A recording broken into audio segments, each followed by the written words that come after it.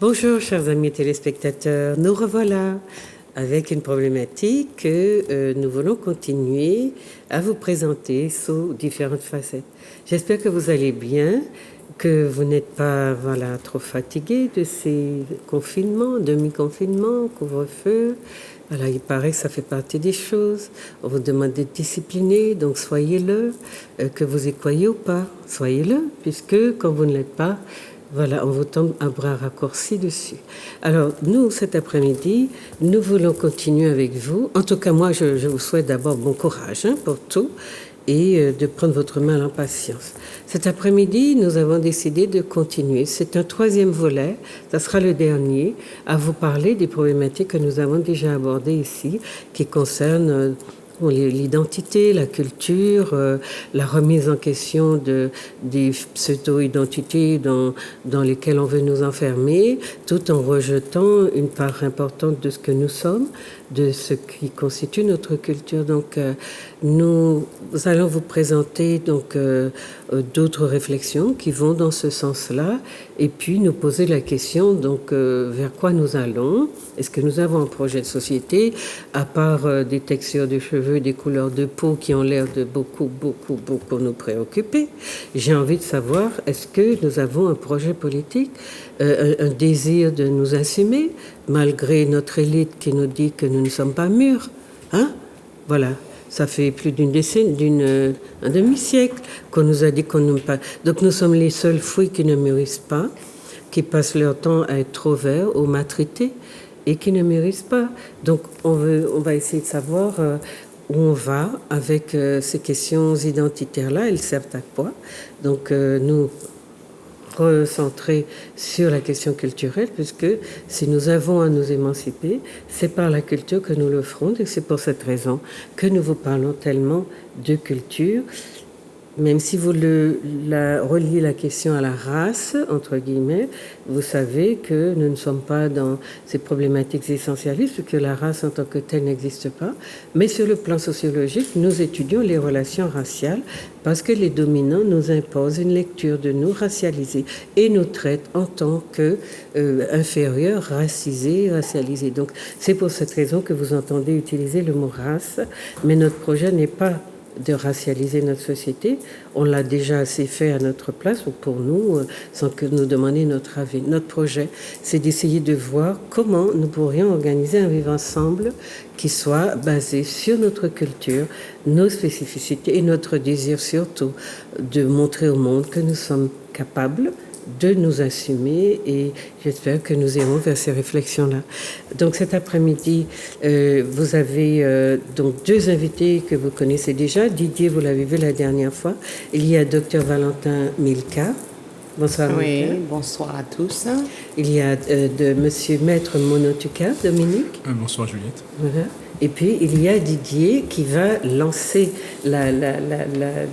l'émission, qui va nous dire d'abord qui il est et qu'est-ce qu'il fait. Mais il a tellement de choses à vous dire que vous allez l'écouter pendant 20 minutes approximativement. Donc voilà, je vous laisse entre ses mains et je vous dis à tout à l'heure. Bonsoir Didier. Merci, bonsoir Juliette, bonsoir à tous les téléspectateurs et téléspectatrices.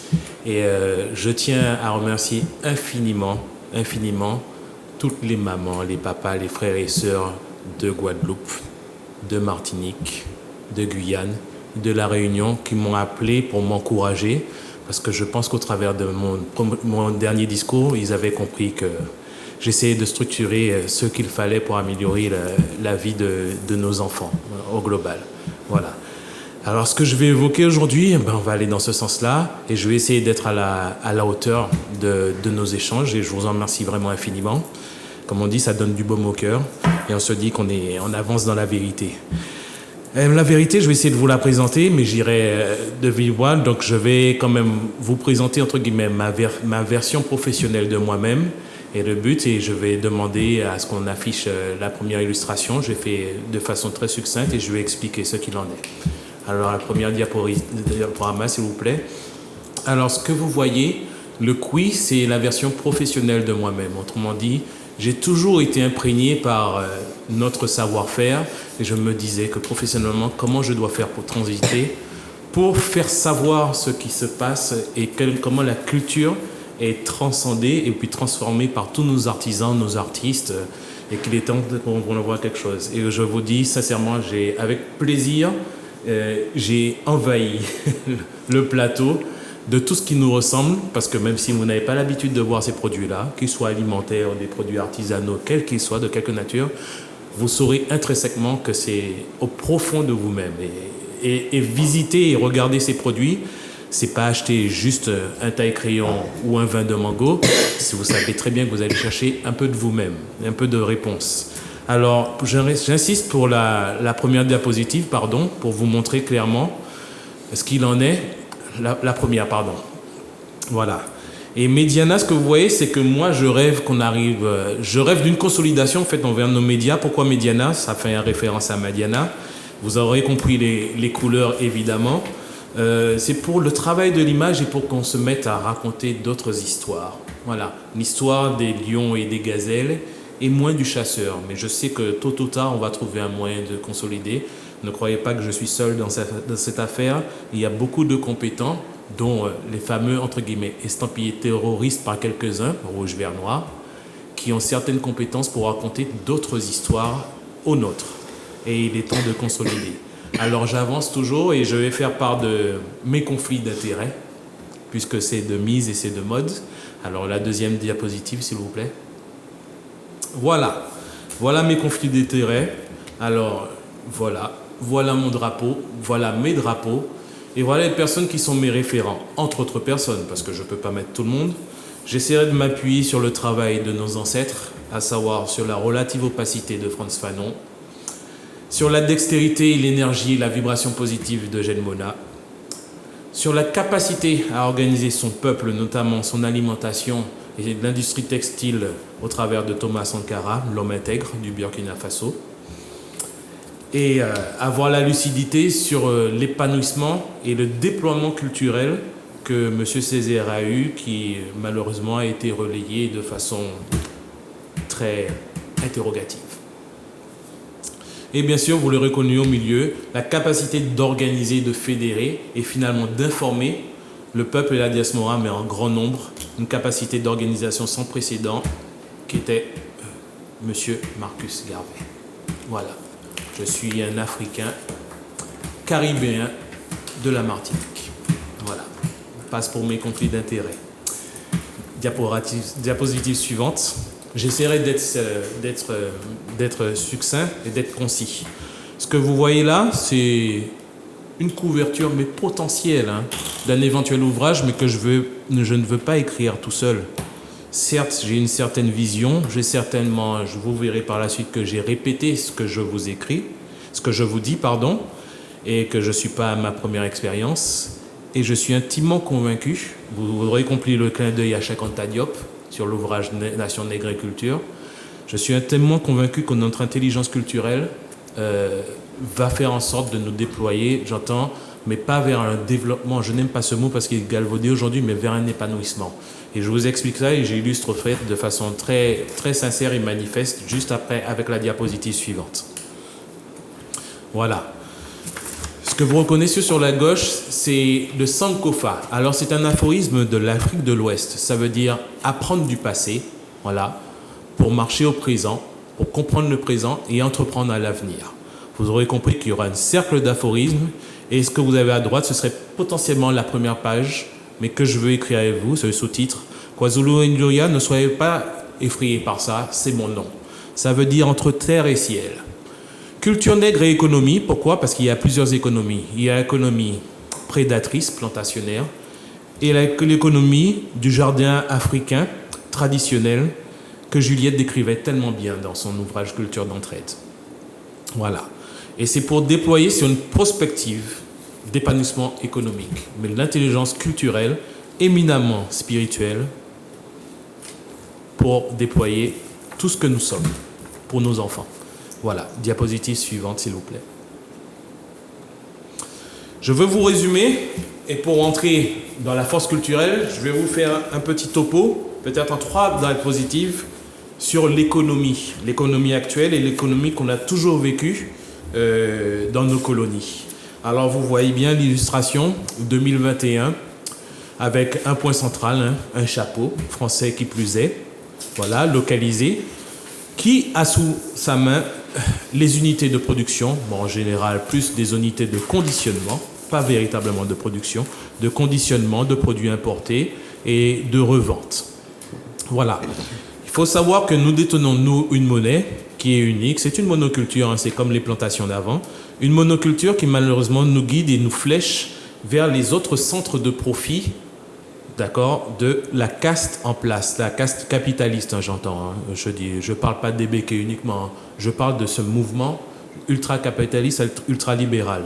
Alors j'insiste pour voir l'illustration, c'est pour évoquer que nous utilisons aujourd'hui des transports où effectivement le peu de monnaie que nous percevons sont réinjectés dans ces transports-là et qui sont les détenteurs essentiellement de ce réseau pour nous mettre à profit, mettre à notre disposition des transports, soit de personnes, de marchandises ou qui sait, des pièces détachées ou voire de leasing, de location, j'entends, c'est toujours plus ou moins les mêmes. Sinon, leurs amis, alliés, familles, voilà. Et les mêmes sont détenteurs des centres de nourriture, puisqu'aujourd'hui, nous sommes plus une terre d'importation. Donc, on peut dire qu'à au moins 80-20%, un rapport de 20-80, il n'y a même pas 20% qui sont importés, qui sont consommés et produits localement. Par contre, il y a au moins 80, si ce n'est pas 92 ou 92 ou 93, je ne sais plus. C'est peut-être une fiabilité comme les vaccins. Il y a au moins 95% de produits importés que nous, voilà. Comme si ce que nous mangions était trié sur le volet par quelques-uns qui voulaient notre bien. Diapositive suivante, s'il vous plaît. Voilà, nous voilà 150 ans avant, avec des unités de production, cacao, canne, indigo, comme vous voyez, sucre. Et puis des monnaies aussi dédiées. Bon, il y avait une monnaie qu'on appelait le sol, mais comme il n'y en avait pas suffisamment, les mêmes planteurs, pour ne pas dire leurs ancêtres, ont mis en circulation notamment un dont vous connaissez certainement la racine, qu'on appelle le caïdon, qui avait en cours dans des plantations à Sainte-Marie. Mais bon, j'ai mis une monnaie, vous avez vu, c'est très simpliste pour mettre le chapeau colonial pour dire que c'est leur monnaie. Et cette monnaie était particulièrement dédiée et ne devait pas sortir de l'habitation. Voilà. Donc, payer en monnaie coloniale, voilà, pour utiliser ou mettre à disposition le transport de marchandises ou de personnes, et pour éventuellement se nourrir, parce que la plupart l'importante majorité de la nourriture de nos ancêtres était importée. Vous savez bien, entre le sel, la farine, bon voilà. Ou sinon, si ce n'était pas importé, c'était produit localement, la rôtie de Rome, à qui appartenait. Voilà. Toujours les mêmes détenteurs. Diapositive suivante. J'essaie d'aller très succinctement, mais vous n'aurez compris. Je précise bien que toute ressemblance avec la situation économique, politique, spirituelle et culturelle de la diaspora noire d'il y a 150 ans serait purement fortuite. Vous aurez compris mon trait d'humour. Diapositive suivante. Sans commentaire. 1871-2021, 150 ans. La production, ok. La monnaie, on a changé de façade. Le chapeau, on a changé de façade. La nourriture, on a changé la façade. Le transport, on n'a pas changé la façade? Si, on a changé la façade. Transport, matériel, marchandises, pièces détachées. En 1871, les pièces détachées étaient les mulets et les bœufs. Aujourd'hui, c'est autre chose. Et on sait qui les vend pour nous. Voilà. C'est très succinct, très pédagogique. Je m'excuse pour ceux qui pensent que c'est infantilisant, mais c'est vous donner un cours d'économie en 3 diapositives. La réalité, c'est que structurellement, rien n'a jamais changé. Et il est temps d'entrer ça dans vos esprits. Et ceux qui font le jeu, qui vous disent que tout a changé, de formation de prix ou quoi que ce soit, enregistrez bien ce que je vous dis. Ces personnes-là sont professionnelles pour planter des arbres de l'oubli. N'oubliez pas, les arbres de l'oubli, c'était des arbres autour desquels nous tournions pour tout oublier de ce que nous sommes. Voilà. Et tout ce qu'ils vous disent, ce sont des arbres de l'oubli. Pas physiques, pas tangibles, mais ils ont juste changé la forme. comme les chapeaux, comme la production, comme la monnaie, comme les transports, comme le débit de régie. Illustration suivante, s'il vous plaît. Voilà. C'est-à-dire que 150 ans, bien sûr, ça a duré bien avant. Mais en 150 ans, je vous dis ça, hein, mes frères martiniquais, guyanais, guadeloupéens, de Saint-Martin, de Kanaki, et vous avez vu, hein, de Polynésie, de Réunion et d'autres. Je dis, nous sommes aujourd'hui, en tout et pour tout, en 2021, que sous couvert de modernité, des comptoirs exclusifs des produits importés. On a juste changé le chapeau. Diapositive suivante, merci. Alors, civilisation ou barbarie? Un autre titre de qui vous savez. Voilà. Alors, vous avez vu, ça c'est pour les jeunes. J'ai mis un sigle VDM en dessous. C'est VDM, bon, les jeunes reconnaîtront, ils sont très bien que c'est vie de merde. Mais c'est le programme en fait annoncé. C'est le programme en tout cas et le kit essentiel, hein, le kit essentiel des voyageurs, découvreurs, massacreurs. Alors les découvreurs, voyageurs, massacreurs, ils avaient un kit essentiel, hein, peut-être pas non essentiel, mais essentiel pour eux en tout cas. Hein. Ils avaient un livre, vous le connaissez, vous le reconnaissez. Ils avaient du divertissement, comme l'opium, voilà, pour nous perdre. L'alcool, pour nous perdre, et ils l'ont toujours. Les maladies, souvenez-vous, hein, les diasporas décimées. Alors, je vais prendre les Amérindiens, je peux prendre les Indiens d'Amérique, je peux prendre d'autres. Ne vous fiez pas à la compartimentation des langues. Il n'y a pas de langue, c'est un comportement. Voilà. Que ce soit anglais, portugais, espagnol, c'est un comportement d'une certaine frange du peuple. Voilà, humain. Parce que nous sommes tous humains, il n'y a pas de race. Voilà. Maintenant, force est de constater qu'il y en a qui ont pris des options un peu plus fâcheuses, un peu plus hostiles. Et ça dure depuis au moins des centenaires. Voilà.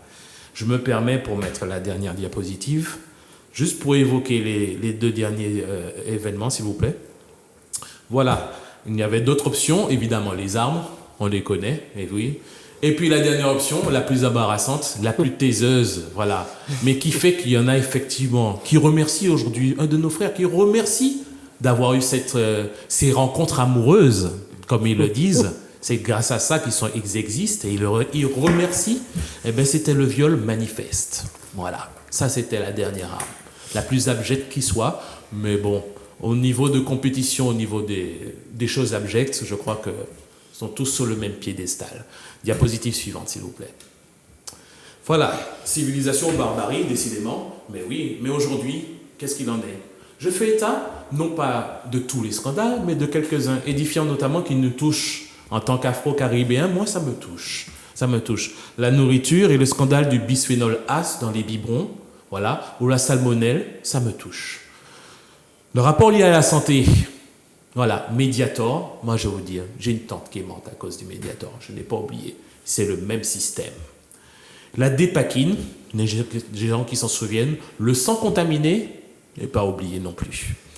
S'agissant de la nature, alors là, on peut rester au niveau local. J'aime pas ce mot-là, mais au niveau martiniquais, on peut rester là, parce que là, on a le pompon. Mais j'ai pris le tiercé gagnant, à savoir le chlordécone, l'azulox et le glyphosate. Voilà, des scandales qui ne disent pas leur nom, qui sont peut-être, pour certains, options prescriptibles, mais bon, la suite nous dira. Alors, je continue. L'énergie, on peut rester aussi au niveau local. Bon, la voiture électrique, c'est global. Voiture électrique, écologique. Soyons sérieux. On en parlera certainement dans une autre émission peut-être. La centrale thermique, au bois importé, vous savez de quoi je parle là. La production sucrière là, où on veut nous faire passer des vessies pour des lanternes. Voilà, avec des intérêts purement économiques, notamment pour les importateurs de bois. Mais je reviendrai sur ça après aussi, parce qu'il y a des dossiers. C'est pas moi qui vais les lâcher. Mais le fait est que les bruits courent. L'habitat, bon, on sait très bien qu'un habitat dit moderne, il n'y a pas plus polluant. Alors j'ai pris juste l'amiante et la laine de roche, c'est parce que j'avais pas assez de place, je m'en excuse. Hein. Mais vu les éléments qu'il y a dans une maison aujourd'hui, j'ai dit, il est temps de se poser des questions quand même. Hein. Quel drôle de civilisation. L'argent, je peux rester au niveau local. Alors l'argent qui, ou way ou pas way, alors il y en a le cas de l'université ici, le cas des transports urbains, le cas d'un carénage, le tas de certains immeubles, mais là aussi, j'ai pas assez de place. J'ai pas assez de place pour mettre tout ce qui se passe ici chez nous. Franchement, j'espère qu'avec une nouvelle technologie, on pourra faire en sorte que moi, je puisse présenter et puis que l'argent disparaisse un peu moins. Mais je crois en l'amélioration et du progrès. Prochaine illustration. Ça fait beaucoup, hein. Civilisation, barbarie. Ça fait condenser quand même, hein. Entre le livre, l'opium, l'alcool, les maladies, les armes, le viol, le biphénol, la dépakine, médiator, chlordécone, glyphosate, zulox, centrale thermique, vitrique, amiante, université. Oh là là. Ça fait beaucoup, hein. On accumule, hein. On accumule, hein. En si peu d'années, je trouve qu'on accumule beaucoup. Illustration suivante, sans commentaire. Alors, les questions, et ça c'est pour les plus jeunes qui viennent, j'insiste, civilisation ou barbarie. Tout est une question de choix. Et aujourd'hui, on nous a permis, hein, dans tout ce confinement, toute cette peur structurée, à remettre certaines choses à plat. Et j'invite tous les jeunes et les moins jeunes, ceux qui ont conscience que ce que nous vivons aujourd'hui n'est pas la vraie vie. N'est pas la vraie vie, à se poser ces besognes-là et se dire prendre position. Est-ce que ce que nous vivons là, c'est une civilisation ou c'est plus relatif à la barbarie? Est-ce que civilisation ou barbarie? J'insiste pour l'illustration, pour que les personnes qui nous écoutent et nous voient précisément le parallèle. C'est figuré, c'est simpliste, mais c'est pour vous expliquer. Vous avez des voies à choisir, la voie de la civilisation ou la barbarie, c'est-à-dire la voie du jardin africain traditionnel, partagé, bienveillant, ou la voie de la plantation, oppressive, prédatrice, ou sinon, civilisation, zébapique, ou barbarie, vaccin, entre guillemets, parce que ça n'est pas un vaccin. Civilisation, une statue d'Eugène Mouna, ou barbarie, Joséphine, qui a vu sa sublime chute ces derniers mois. Merci pour tout. Civilisation, Fouillapin ou Pomme Golden, d'accord, avec leur joyeux revêtement, tellement nocif pour empêcher de les faire mûrir. Et ça aussi. Nous avons deux ennemis, je précise. Hein. Nous avons deux ennemis, c'est l'ignorance de nos propres affaires et l'inertie. Voilà. Nous avons des adversaires, on les connaît, vous savez bien, ceux de la dite autoproclamée civilisation. Mais l'ignorance et l'inertie, c'est l'ennemi de nos peuples. C'est-à-dire qu'il va falloir combattre notre ignorance par la culture qu'on reprendra. Et l'inertie, j'ai presque envie de dire que ceux qui n'ignorent pas, ils sont inertes, s'élimineront d'eux-mêmes. Et les projecteurs seront rivés sur eux. Illustration suivante, s'il vous plaît.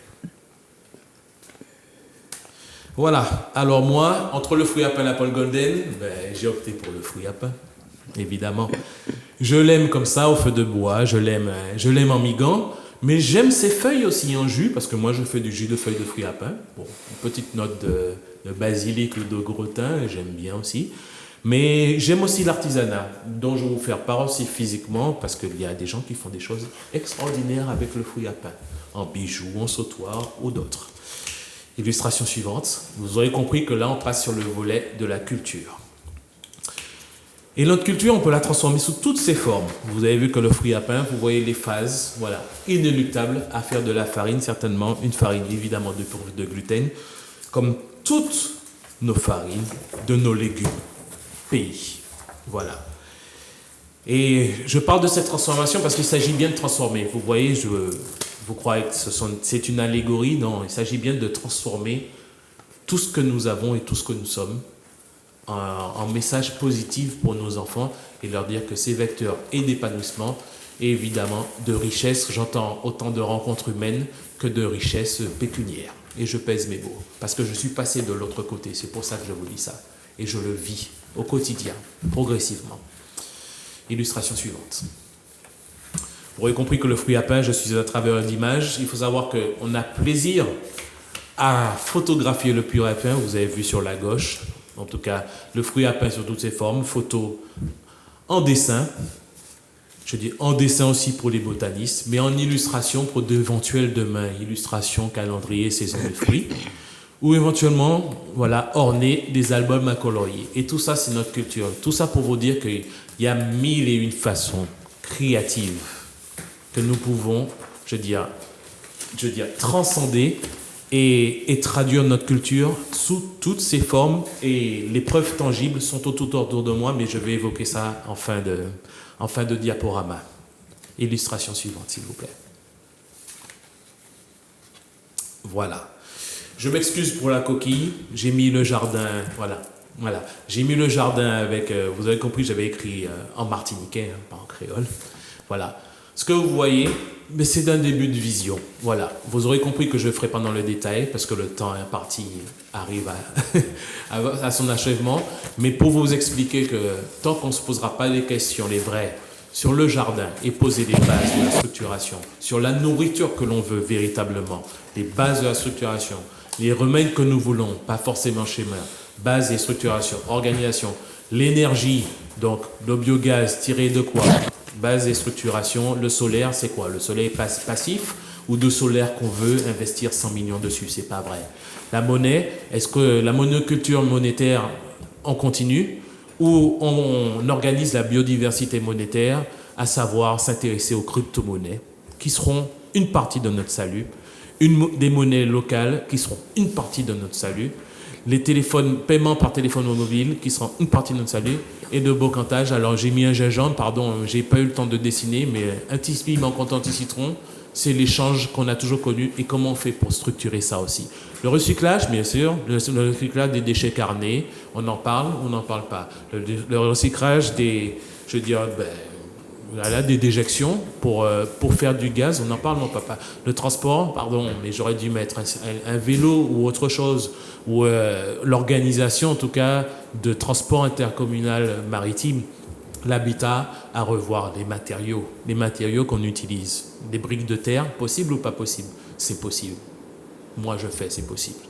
Des vêtements, je suis venu avec quelques-uns. J'aurais dû, pardon, mes excuses, mais j'ai pas récupéré une chemise à moi faite avec du tissu Faso d'Anfalni, donc du tissu burkinabé. Donc une coupe moderne avec un tissu traditionnel. La technologie qu'il faut qu'on maîtrise, mais je crois, moi, en la génération qui vient là, le 3.0 n'a pas trop de secrets pour eux. Le savoir et la connaissance, mais ça, c'est une arme miraculeuse.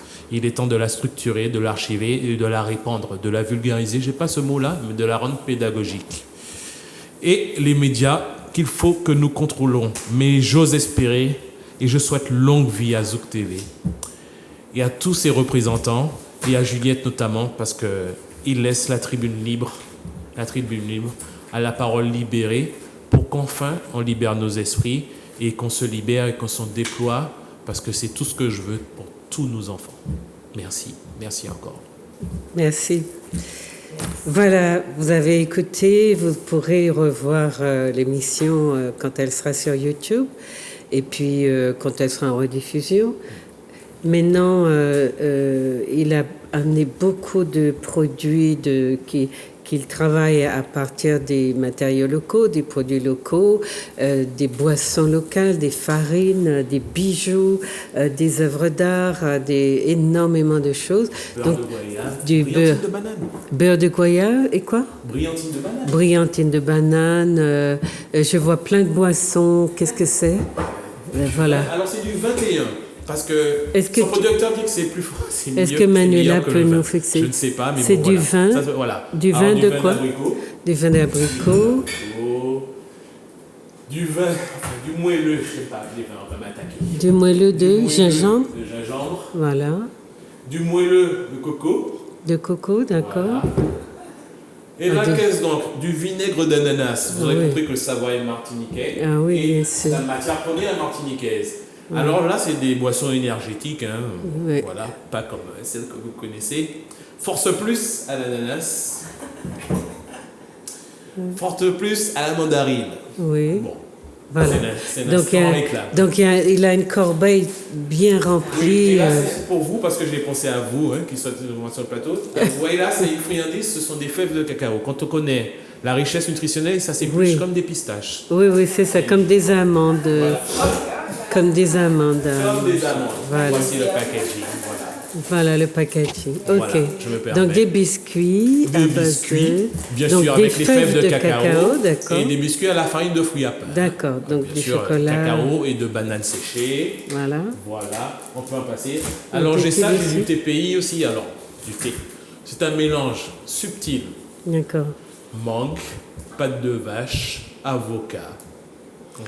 Alors, je D'accord. tiens à remercier tous les artisans. Je Donc sais pas si je vais comment... pouvoir les Mais citer, surtout, j'ai vu que vous aviez des bijoux. Vous Oui. voulez les montrer avec, Ah oui, alors, avec le oui, fruit à bien pain sûr, avec le rapidement? plateau, parce que là, ils ont Ouais, été rapidement. généreux. Et après, Alors, il faut un qu'on grand arrête. merci pour Tony, voilà. Regardez, Que vous pouvez trouver à la rue Piétonne, voilà. voilà, des Ce sont, bijoux, des boucles d'oreilles. Tony à la rue Piétonne, voilà. Des boucles Qui est devenu d'oreilles. Docteur en bijoux. Voilà. Voilà. À base Et de notamment de fruits à pain. À base de fruits à pain. base de fruits à Et pain. j'ai vu que vous avez des fleurs, des bijoux en forme de fleurs. Oui. C'est des tranches d'ananas. Oui, c'est toujours le fruit à pain, mais voilà. C'est toujours travailler le fruit à autrement. pain. Travailler autrement. Voilà. Alors, je montre. Hein. Voilà. Ça, ce sont des bijoux aussi. Alors, j'essaie Voilà. d'accélérer. Oui. Vous aurez compris Voilà. que la musique Le peut chacha, changer. le Alors, je chacha. remercie Ambabois Arts et particulièrement Warani Ouais. pour tout ce qui m'a, toute sa contribution. J'essaierai de mettre au mieux. Je ne sais pas si je pourrais le faire. Ça, c'est pour le... Oui, la conque de Lambi. La conque de Lambi, Voilà, vous avez vu voilà. qu'il y a un pendentif. Alors, Pour ceux qui pour apprennent, les promeneurs, pour les guides, pour ceux sur qui les apprennent à bateaux. souffler, voilà. Vous avez Donc, vu, voilà. voilà. Et- Et conque de Lambi rouge, vert, noir. Ah, je me permets, hein, puisqu'on est là. Oui, Voilà. Ça, c'est la mienne. Hein. Bon, qui a vécu, vous excusez. Voilà. oui, elle a vécu. Voilà. En état. Ensuite, vous montrez vos t-shirts aussi? Oui, bien sûr, bien Ça, sûr. c'est des flûtes? Là, toujours en Babois Arts, oui. Ça, c'est une flûte. Voilà, alors Ah, un très t-shirt, joli. voilà. Vous voyez, très simple, voilà. Voilà, Hein, voilà. très beau, très Voilà. beau. Et voilà, ça, c'est une Les flûte. chemises, bon, ça c'est par mes soins. Hein. Comme vous voyez, avec des broderies, avec Oui. des symboles qui nous ressemblent. D'accord. Voilà. Avec ce symbole-là encore un peu plus martiniquais, alors j'exprime très rapidement. Hein. Des Ce chemises à symbole-là, manches c'est longues. Akoma. Des Voilà. chemises à manches longues. Oui, à manche Ok. longue comme on veut. Celle-ci est à manche longue, celle-ci est à manche courte, voilà. D'accord. Alors ce symbole-là, c'est une croisée de deux aphorismes. Le cœur, vous aurez compris, c'est Akoma, ça veut dire amour. Et là, cette serre-là, ça veut dire puissance et courage. Ce sont des D'accord. serres d'aigle. Voilà. Ça veut dire qu'il nous faudra de la puissance et du courage. Et évidemment, emprunté d'amour. Parce que l'amour, c'est la clé de tout ce que nous faisons avec nos couleurs. Voilà. Ok. Alors, on va s'arrêter là. Est-ce Oui, que, parce que je peux pas tout montrer, non, il y a tellement de choses, chers amis. C'est tellement passionnant et surtout, il nous montre, il vous a analysé le système dans lequel nous sommes, mais surtout, il vous a montré qu'ils ont déjà, ils sont dans la pratique, dans la démonstration que on peut faire plein de choses avec nos produits locaux, enfin nos produits du terroir, et en vivre, et puis les présenter sous des emballages très avenants, puisque en Occident on nous prend tout et on nous les revend sous des emballages qui nous font flipper. On aime beaucoup les beaux emballages, mais la qualité, elle est très souvent dans nos produits qui malheureusement ne soignaient pas l'apparence, mais qui aujourd'hui ont compris. Donc vous avez à la fois aujourd'hui la qualité et l'emballage, la beauté de l'esthétique que nous recherchons aussi quand nous achetons un produit, nous l'avons maintenant. Alors, comme le temps est court et qu'il nous faut écouter nos deux autres amis, je demande donc à Madame Valentin Milka si elle veut bien nous parler de colonialité et décolonialité. Alors voilà, je vous remercie Juliette. Et je vais justement, ma thématique va s'inscrire totalement dans ce que nous venons de voir et d'entendre. Parce que le travail que fait Didier Michalon est un travail qui s'inscrit dans la décolonialité. Avec ses amis. Dans la déconstruction de ce que nous sommes pour aller vers une construction nouvelle et reprendre la main sur nous-mêmes. Alors, nous avions dans les émissions précédentes, parlé du conte et de cette mentalité coloniale qui était inscrite dans toute l'élaboration de la philosophie, de l'idéologie du conte.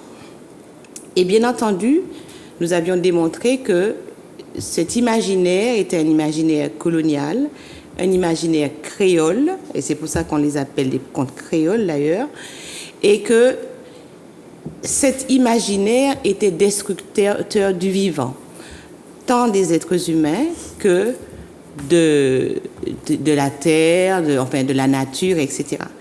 Et qu'il fallait justement aller vers une autre vision du monde. Et c'est ça justement le but de la décolonialité.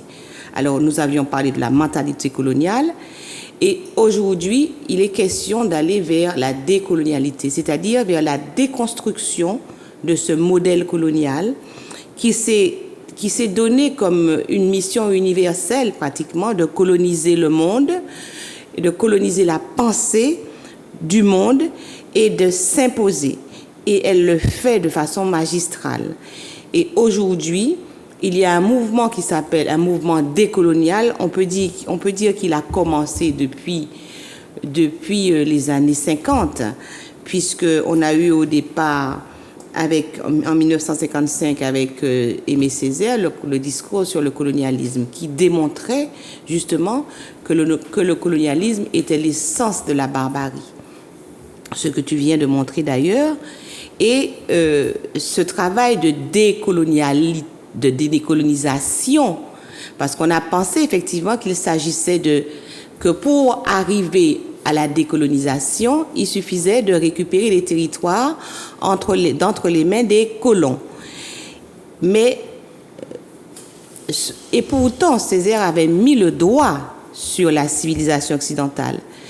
Mais c'est quelque chose qui n'a pas opéré, puisqu'on est arrivé à une décolonisation des territoires, mais on n'est pas arrivé à ce qu'on appelle la décolonialité, c'est-à-dire la décolonisation des mentalités, c'est-à-dire sortir du paradigme colonial, du paradigme européen, occidental, qui s'était imposé sur des bases de prédation, comme nous l'avons déjà dit. Et bien entendu, le fait que tous les pays qui ont été décolonisés sont restés dans le moule du savoir, donc au niveau de l'éducation, de l'économie, donc au niveau ce qu'ils ont appelé le développement. Hein. Tu dis bien tout à l'heure que le développement, c'est pas un mot, parce que ça n'a pas de sens, le mot développement. Ensuite, la colonisation de l'être, hein, c'est-à-dire que les gens sont complètement façonnés par l'idéologie coloniale, par le modèle. Et c'est ce modèle-là qui est le référent universel. Ce qui veut donc dire qu'on annule, on élimine toutes les autres cultures au profit d'une culture. Et nous avons très bien déjà démontré ici que toute la culture occidentale a été puisée dans la culture des autres peuples. Ces peuples qu'ils disent être des peuples premiers ou des peuples barbares, enfin, tout ce qu'on appelle des peuples primitifs. On a déjà entendu toutes ces dénominations pour ces peuples qui, justement, ont forgé la culture humaine, la culture mondiale, et dans laquelle les Européens ont puisé pour pouvoir construire ce qu'ils ont appelé la modernité.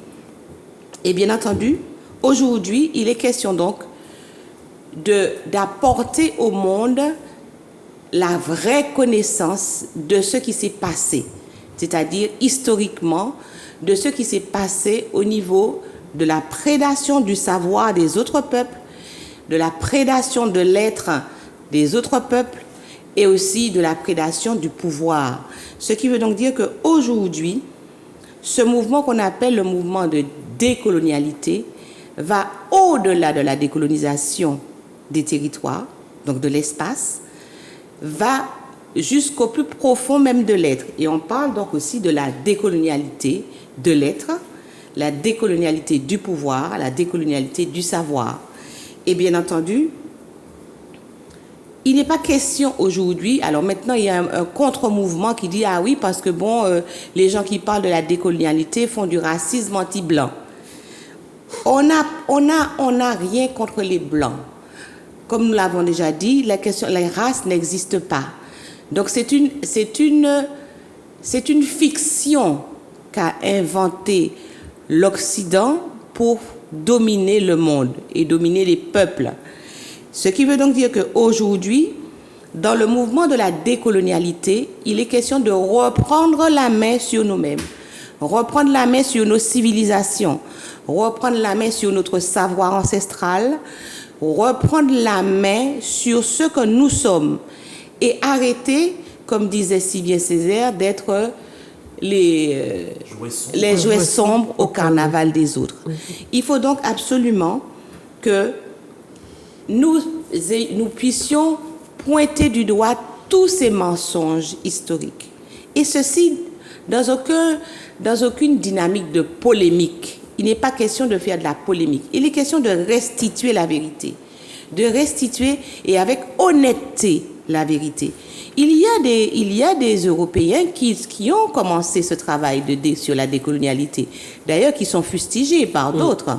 Bien sûr. Et bien entendu, ce travail qu'on aurait pu déjà commencer depuis longtemps, puisqu'on a dit que Césaire, depuis 1955, avait bien compris que la civilisation occidentale, j'ai le texte ici, je peux vous le lire, il nous dit « Aucun contact humain, mais des rapports de domination et de soumission qui transforment l'homme colonisateur en pion, en adjudant, en garde-chioum, et l'homme indigène en instrument de production.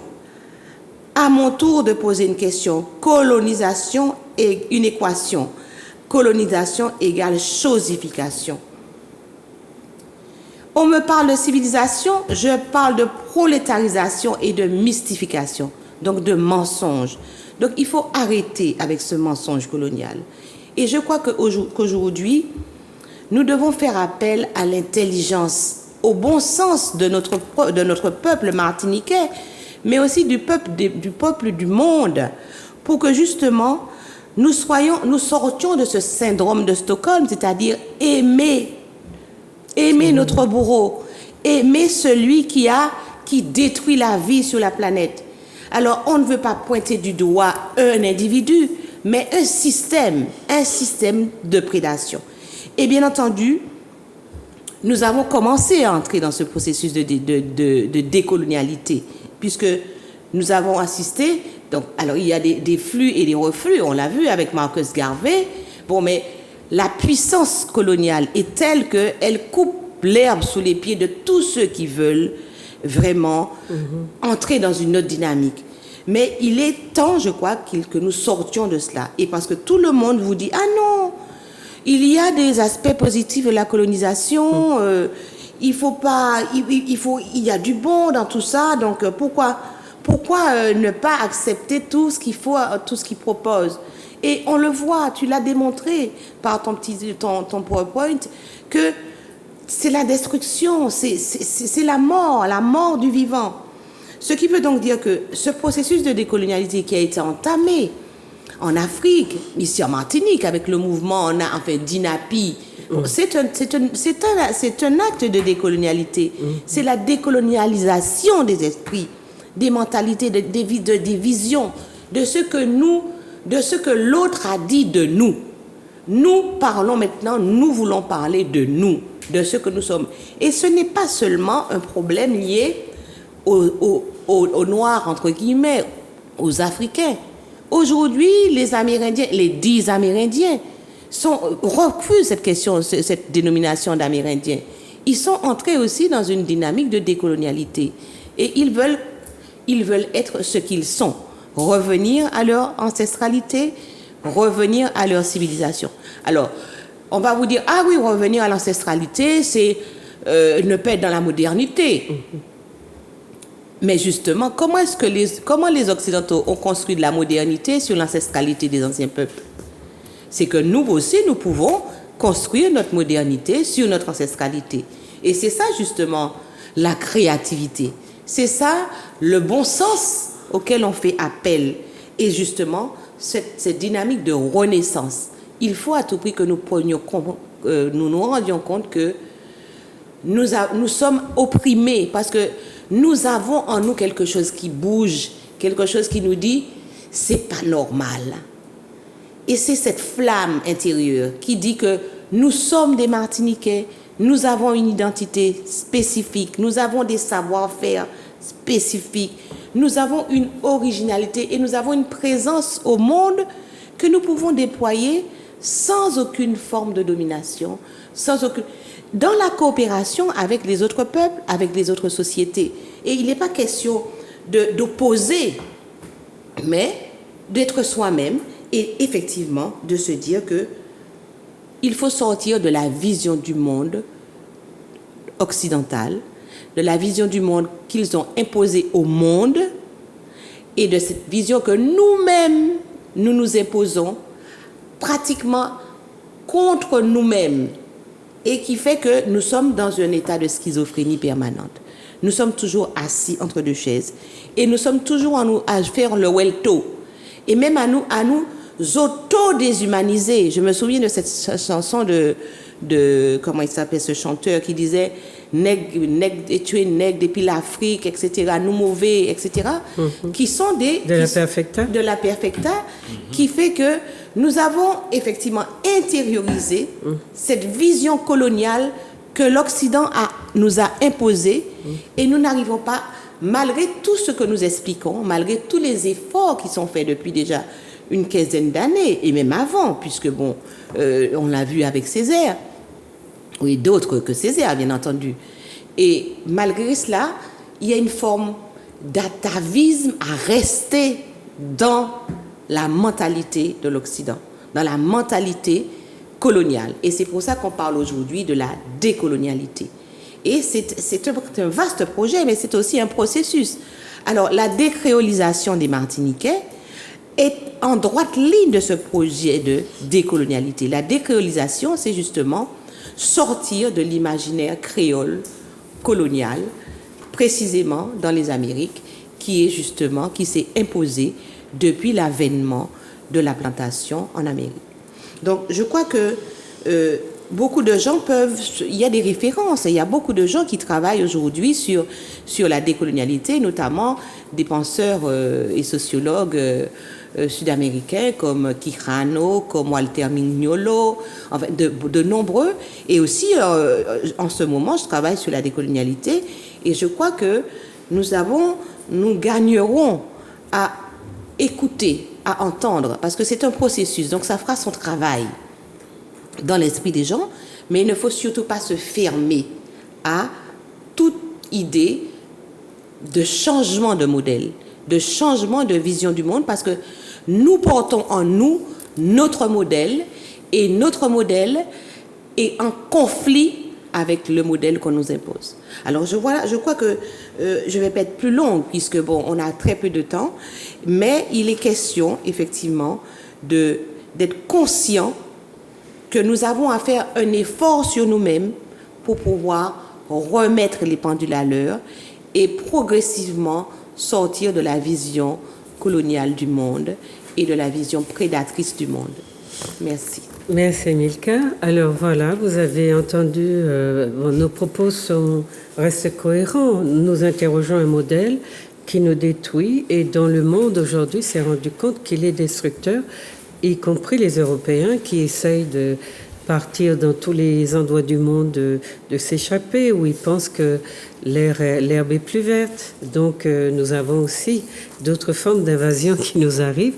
Et bien qu'ils partent chercher l'herbe plus verte ailleurs, ils viennent avec leur modèle, leur mentalité. Et vous voyez, ça crée des conflits dans les environnements dans lesquels ils s'installent en grand nombre et où ils ne veulent pas vivre avec les populations qui sont sur place. C'est vraiment une difficulté. Alors bien sûr qu'on dit qu'on ne parle pas de race, on parle d'un système, mais c'est un système porté par un groupe ethnique particulier.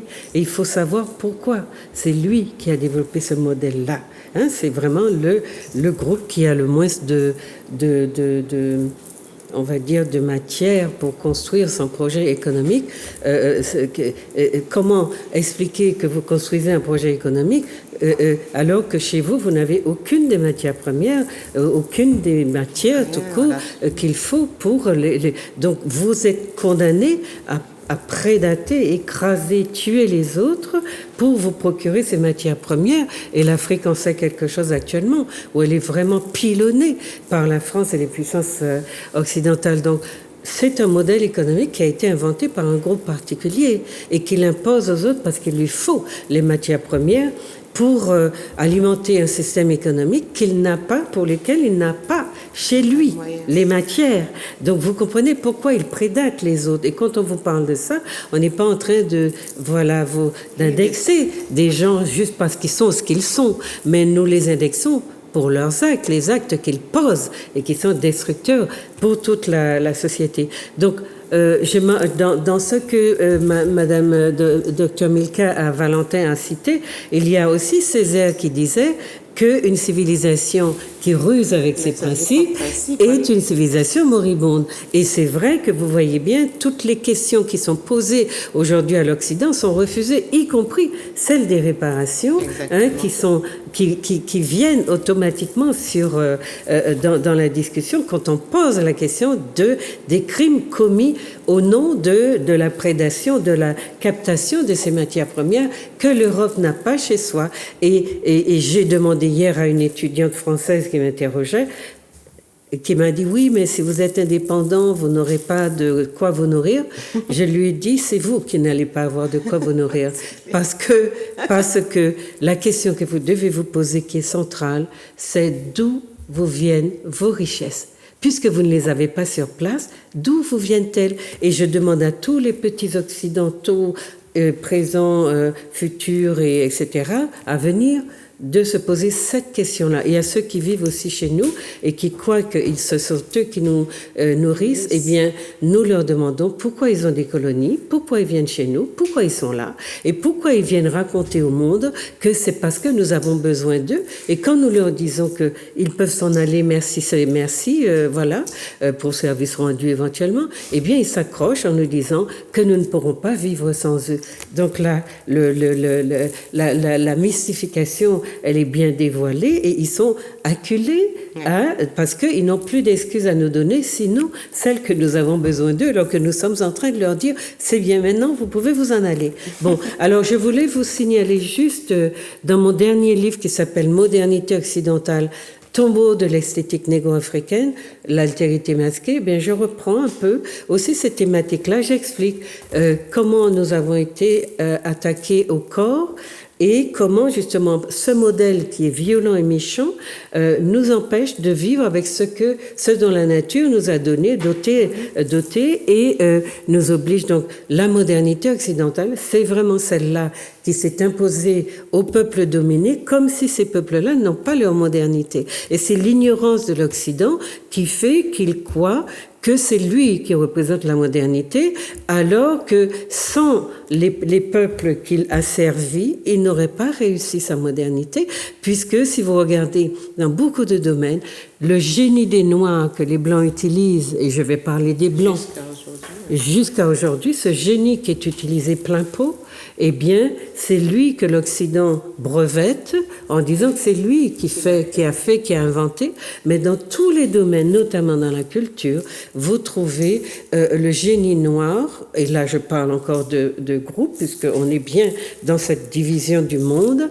Eh bien, c'est le génie des Blancs, des Noirs, qui permet aux Blancs de s'enrichir et de mettre des brevets sur les inventions de ceux qui l'ont servi, sans avoir la petite générosité de partager avec eux tout le bienfait que leur apporte. Et cette modernité, elle est véritablement celle que leur apporte les Africains, les Afrodescendants et les diasporas. Donc maintenant, on va écouter Dominique. Didier voulait dire deux petits mots parce qu'on va laisser le temps à Dominique. Deux petits mots aussi restreint. Alors, il y a quelque chose que je tiens quand même à montrer par-dessus tout. J'ai vu que vous avez un CD.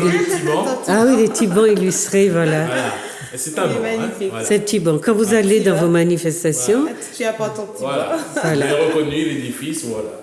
Voilà, un petit banc. Et magnifique, je n'ai pas pu tout montrer, mon excuse. J'ai vu qu'il y a un CD de Luc Labonne. Oui, un CD de Luc Adami. Voilà. Alors j'ai pris la liberté, mais Luc ne m'en voudra pas, je crois. Oui. Je trouve qu'il a un joli t-shirt. Un joli t-shirt. Donc les gens, nos auditeurs connaissent Luc Labonne. Voilà. Et puis vous aviez la monnaie. D'accord.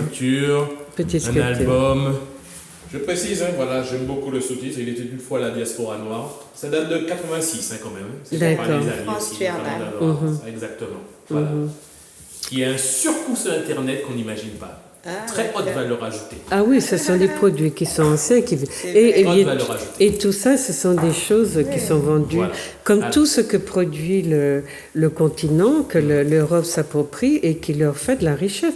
Mais c'est ça, la question centrale que les Européens, les Français en premier, doivent se poser, c'est d'où nous vient notre richesse. Vous n'avez rien chez vous qui explique ces richesses-là, sinon la spoliation des matières premières et la captation du travail, la force de travail, du travail très mal payé, des nègres que vous maintenez d'une façon ou d'une autre sous domination. Et donc, on passe... Oui. Tout dernier message, et j'insiste, et là, je sollicite mes frères et sœurs guadeloupéens qui m'ont appelé, mettez-moi en contact avec ceux qui ont organisé le YAL, autrement dit le Yonalot, la monnaie qui a eu cours là, pendant la grève de février 2009.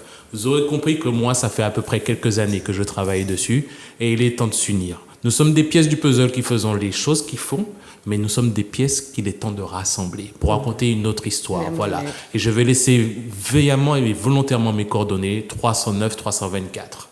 Merci infiniment. 06 96 309 324. Nous avons des choses merveilleuses à faire pour nos enfants. Merci. Alors, ça signifie que Didier a créé une monnaie locale. Enfin, vous savez que dans le monde, il y a beaucoup de monnaies locales.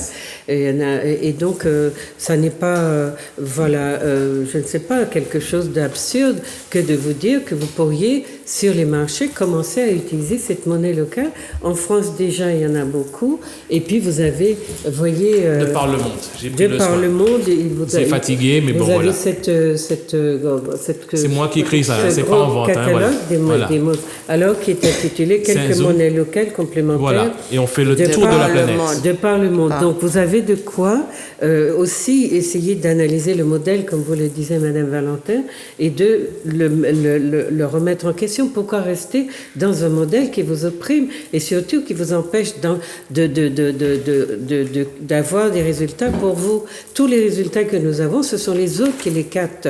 Et vous avez bien compris que les nègres, on vous dit qu'ils sont les plus pauvres, les plus malheureux, uniquement parce qu'ils ne gardent pas les richesses qu'ils produisent. Et ce sont les premiers producteurs de richesses dans le monde, de par leur génie et de par le fait qu'ils travaillent pour pratiquement rien. Vous savez que nous sommes les moins payés au monde. Voilà. Donc voilà des choses sur lesquelles on peut réfléchir. Et puis on va passer la parole à Maître Monotuka. Oui, alors j'ai écouté avec attention ce qui a été dit en fait sur le plateau, et ce qui apparaît, c'est Milka a parlé de paradigme, notre paradigme, et Didier en fait a exposé la capacité de produire des Martiniquais. Et donc tout cela, c'est l'expression en fait de la capacité à créer, à produire des Noirs. Et paradigme, produit, et en l'occurrence, puisque nous sommes en Martinique, et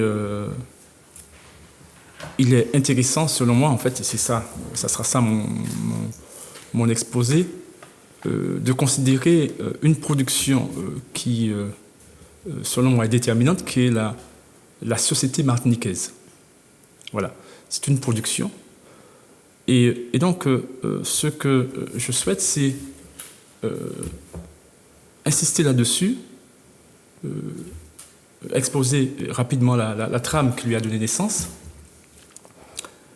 pour finalement comprendre que il faut un cadre sécurisant pour cette capacité de production. Il faut un cadre sécurisant pour ces produits. Il faut un cadre, en fait, par conséquent, normé, structurel. Alors, d'abord, en fait, je voudrais, d'ailleurs, ça va me permettre en fait de mieux comprendre, selon moi, les tensions et les conflits qui existent à l'heure actuelle entre les militants que l'on retrouve en fait lorsqu'il s'agit de dénoncer l'apologie du crime contre l'humanité, les apologistes, ou encore lorsqu'il s'agit de demander réparation suite à l'acte criminel en fait que constitue l'empoisonnement au chlordécone, ou bien par ailleurs engagé pour la réparation s'agissant du crime contre l'humanité que constitue la traite et l'esclavage. Donc voilà des expressions qui sont toutes des expressions que l'on retrouve dans la dynamique existentielle en fait, de la société martiniquaise.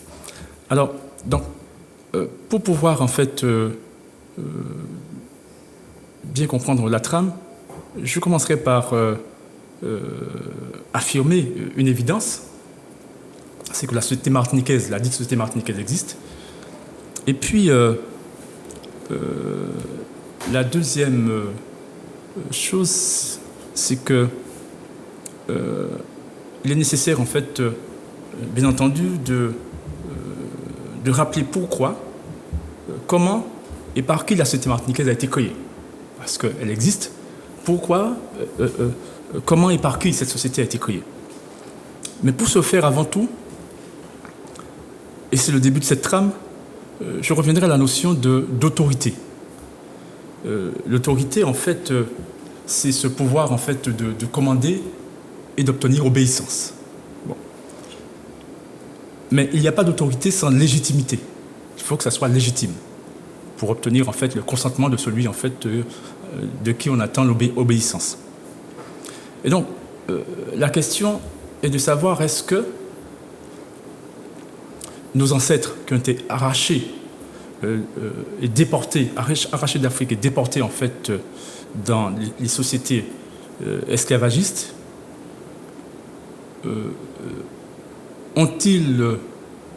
étaient-ils légitimes à s'opposer à cette volonté de ces hommes et de ces femmes issus de l'Europe qui entendaient les intégrer dans cette société dite la société esclavagiste ou coloniale? Est-ce que nos ancêtres étaient légitimes à combattre, à refuser et à combattre en fait cette volonté des Européens? Il est évident que oui. Autrement dit, cette volonté à laquelle en fait étaient confrontés nos ancêtres, pour nos ancêtres, n'était pas revêtue de la légitimité et donc n'était pas une autorité. D'accord ? Ça, c'est très, très important. Et donc, par conséquent, cette volonté est une volonté illégitime. D'ailleurs, elle était tellement illégitime que, je le rappelle, il y a cette loi de mai 2001 qui est venue en fait dire en fait que cette volonté est une volonté criminelle, une volonté en fait qui constitue un crime contre l'humanité. Et donc, bien entendu, nos ancêtres avaient raison, étaient légitimes à refuser, à combattre en fait cette volonté illégitime en face. Et qui est en face? Eh bien, c'est une société. C'est la société française qui est en face. C'est une société esclavagiste française.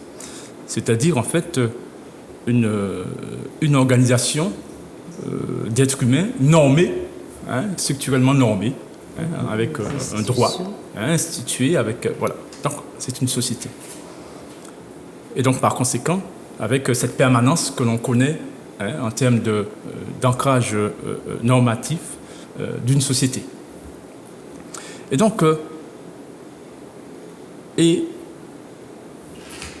d'abord, ça nous apprend en fait qu'il ne suffit pas qu'il y ait société pour qu'il y ait légitimité. C'est-à-dire qu'il ne suffit pas en fait qu'il y ait droit, le code noir en a l'expression, pour que ce droit, pour que la volonté qui anime ce droit soit légitime. D'accord ? Alors, maintenant, face à cette volonté légitime de nos ancêtres,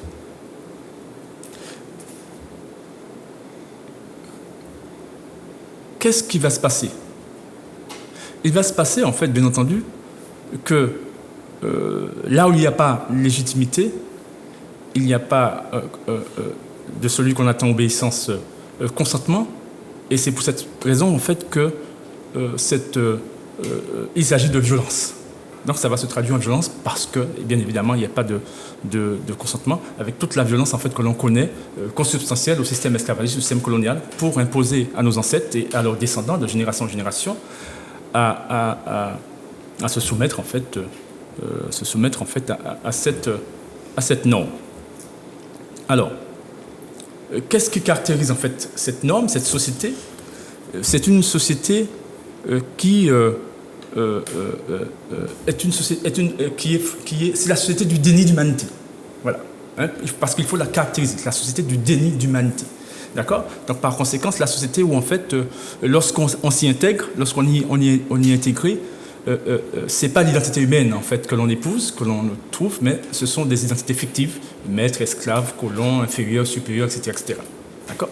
Donc déni d'humanité. Et donc et voilà en fait nos ancêtres qui vont combattre en fait sans relâche de génération en génération cette société. Alors comment substantiellement vont-ils faire? Alors ils vont combattre cette société en un seul et même mouvement à deux faces. La première face, d'une part, en affirmant l'illégitimité de la société du déni d'humanité, son illégitimité. Et d'autre part, en affirmant la légitimité de l'identité humaine. Ces deux affirmations sont les deux faces d'une même médaille, en fait, hein, d'un même mouvement, d'une même volonté politique. Mais ne nous trompons pas.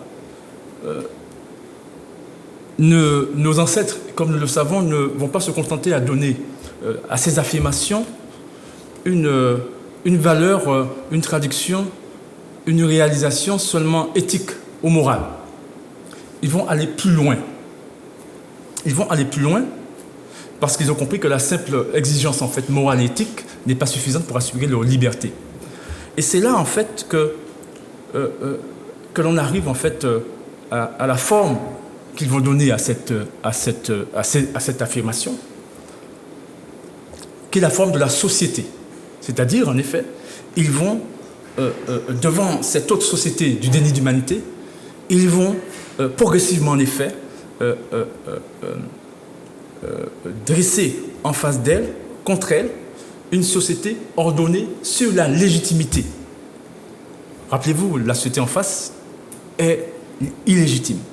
Sur la légitimité, et quelle est cette légitimité? Je la rappelle, la légitimité de l'identité humaine. Et donc, nous avons nommé la société martiniquaise. Et c'est ce que nous connaissons, c'est cette formule c'est la formule, il me semble, en fait, qui symbolise le plus efficacement cette société-là, et que l'on connaît très bien, qui est tout le monde c'est monde. Tout le monde c'est monde. Et donc, voilà l'émergence de cette société-là. Et nous voyons en fait que de la position éthique et morale, nous sommes arrivés à la création d'une véritable société. Et donc, et c'est à partir de là que nous allons constater aussi, évidemment, l'émergence de cette société. Donc c'est le début, très rapidement, le début de cette histoire, en fait, hein, de génération en génération. Nous allons constater les tensions et les conflits entre la société martiniquaise, et puis, qui est la société tout le monde c'est monde, et puis, qui est celle, en fait, léguée par nos ancêtres, hein, et par leurs descendants, et puis l'autre société, la société française, la société des rois français initialement, puis la société des empereurs français et la société des républiques françaises, d'accord? Et nous y sommes toujours, d'accord? Cette société martiniquaise, elle existe. Mais il est important et c'est ce que je souhaite faire en très peu de mots, d'en connaître l'ordonnancement. Très très important, parce que si on ne connaît pas l'ordonnancement de la société martiniquaise, on ne pourra pas en fait, au-delà de ce qui caractérise la culture en général, qui est je dirais, son processus créatif qui bouge, qui change, on ne pourra pas en fait, je dirais, en conscience et de manière maîtrisée, parler de nous-mêmes, parler de notre société, parler en fait du droit qui règle les valeurs culturelles de la société martiniquaise. Parce qu'il s'agit de ça. Et donc, qui est le droit au respect de la légitimité de l'identité humaine. C'est ce droit, en fait, qui va régler les valeurs culturelles. À part que les deux sociétés étant en confrontation, nous avons cette autre société, la société française, qui jusqu'à présent est là, et qui refuse l'existence de la société martiniquaise, qui est celle, évidemment, qui devait naître et qui est née, et que nous ont légué, en fait, nos ancêtres. Alors, je disais tension et conflit. Illustrons ça. D'ailleurs, le débat que nous avons là, les échanges que nous avons là, sont l'expression de cette situation conflictuelle entre les deux sociétés. Prenons l'exemple de JM. Prenons l'exemple, en fait, des apologistes. Eh bien, quelle est la société qui est venue, qui s'est manifestée à travers les militants? C'est la société martiniquaise. Quel est qu'est-ce que les militants disent? Parce qu'il faut écouter. En écoutant, ils disent les choses. Ils disent en fait, comment se fait-il en fait que c'est votre propre droit? Votre propre droit dit qu'il est interdit de faire l'apologie du crime, et vous ne venez pas, procureur et autres, vous n'appliquez pas, vous ne faites pas respecter ça. Et c'est pour ça que, eh bien, notre droit, le droit de la société martiniquaise, en fait, qui existe, personne ne nie en fait son existence, hein, les garants de la société martiniquaise sont venus, et pour dire en fait que la condition existentielle de la société martiniquaise est précisément le respect de l'humanité, de l'identité humaine. C'est la légitimité de l'identité humaine qui, en fait, est cette valeur traduite en la norme aux structures que l'on appelle société martiniquaise. Et donc, ça c'est important parce que sinon, on ne pourra pas, en fait, je dirais, trouver les liens. On dit c'est notre culture, mais on ne pourra pas distinguer les deux, la culture, en fait, du déni d'humanité et la culture, en fait, de la légitimité de l'identité humaine. Ça sera impossible, rationnellement impossible. Et il y aura toujours cette confusion. Tout à l'heure, Milka parlait de la nécessité de décréoliser. La décréolisation consiste, en fait, créoliser, je rappelle, veut dire adopter les goûts et les habitudes du colon. Les goûts et les habitudes du colon, c'est, il s'agit de décréoliser qui? Quoi? Pas la société créole. La société créole, elle est créole et c'est son choix. C'est-à-dire la société du déni d'humanité a déjà fait son choix. C'est sa structure, c'est ça, c'est la société. Par contre, lorsqu'on parle de décolonisation, on parle de la société martiniquaise qui est attaquée et qui, en fait, encerclée par cette autre société, par cet environnement hostile, multiséculaire, eh bien, doit se défendre. Et donc, ces militants-là sont je dirais, les fils et les filles de la société martiniquaise qui se sont mis en avant pour protéger cette société. Il faut bien comprendre ça. On ne peut pas, en fait, prétendre, je dirais, nommer, dire, en fait, que l'on est martiniquais sans savoir, en fait, c'est quoi la société martiniquaise. Et à partir de là, nous comprenons beaucoup de choses. Je ne rentrerai pas dans les détails parce que il y a, je dirais, ça s'ouvre, ce que je viens de dire s'ouvre sur un monde, en fait, je dirais extraordinaire, pas ordinaire. Cependant, je voudrais, en fait, rappeler que dans la société, en fait, du déni d'humanité, nous sommes encore institués comme étant des affranchis. D'accord?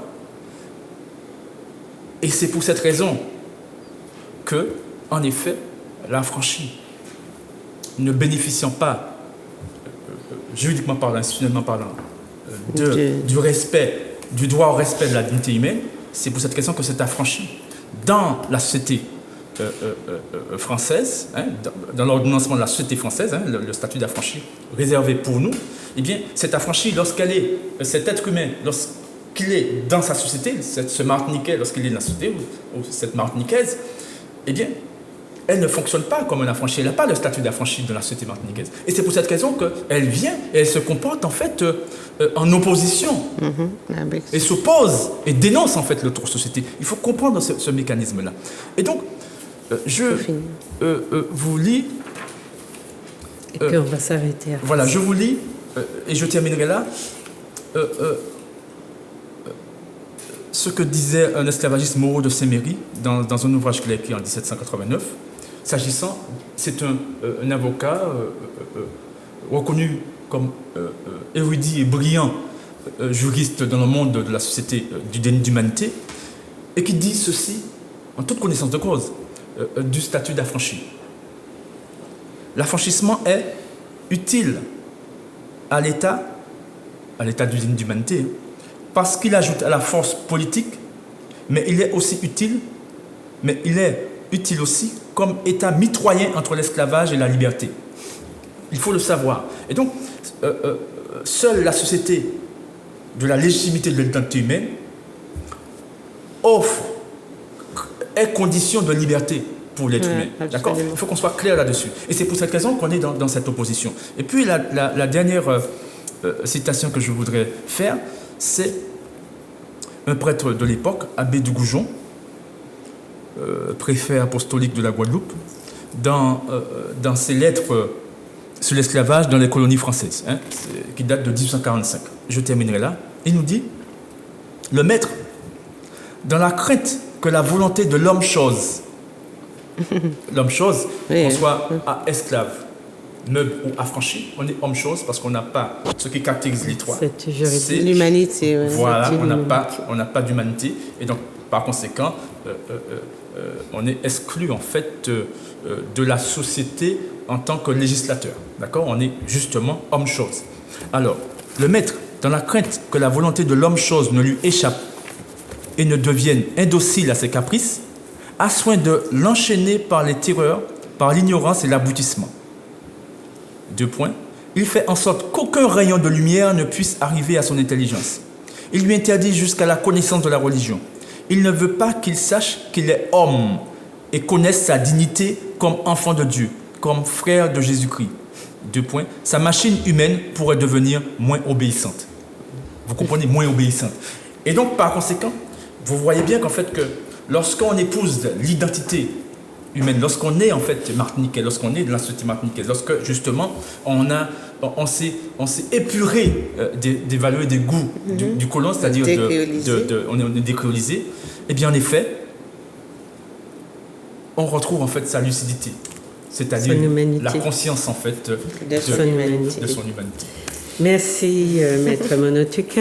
Voilà, chers amis, vous avez vu, vous avez assisté à de brillants exposés, hein, sans interrompre qui que ce soit, ça s'est passé au mieux. Mais dans tout ce que vous avez entendu, il y a une dimension qui est ce qu'on appelle en sociologie la violence symbolique.